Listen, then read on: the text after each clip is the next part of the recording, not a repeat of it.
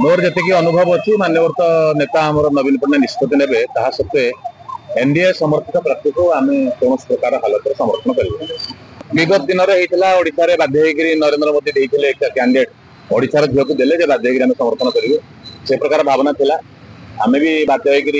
नुहे तो आम आम विवेक दृष्टिकोण आम ओडार झील जो आम समर्थन करें से प्रकार परिस्थिति संपूर्ण विरोध आगम कौन होता ना बोली कौन आगे किसी हेनी महेश बाबू जड़े पुराना राजनीतिज्ञ सांसद थिले विधायक थिले मु केवल जाना चाहूँ निजस्व मत ना दलर मत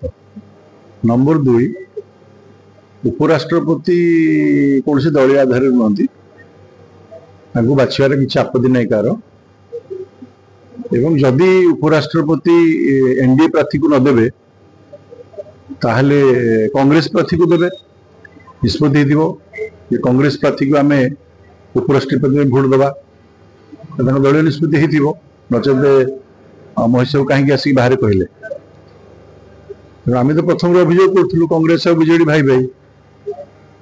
तो आगामी दिन जना पड़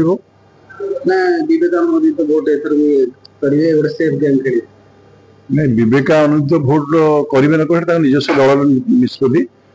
कि गोटे कथा हूँ क्या देवे भोटा आपण एनडीए को देवे ना कांग्रेस समर्थित प्रार्थी की देवे ये विषय तेणु निष्पत्ति करेंगे जे नवीन बाबू एठी विरोध कर कांग्रेस को समुद्रता कथा कहते कांग्रेस प्रार्थी की समर्थन करेंगे जदि करती दोहरा नीति आपणाऊँ जना पड़ो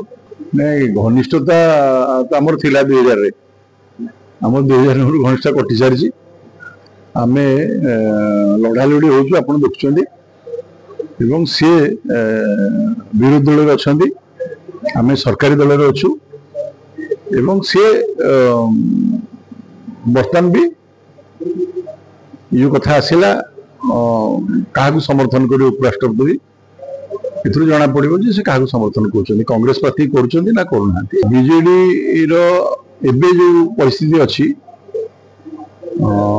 से निज दल को केमती बचे से आप्राण उद्यम कर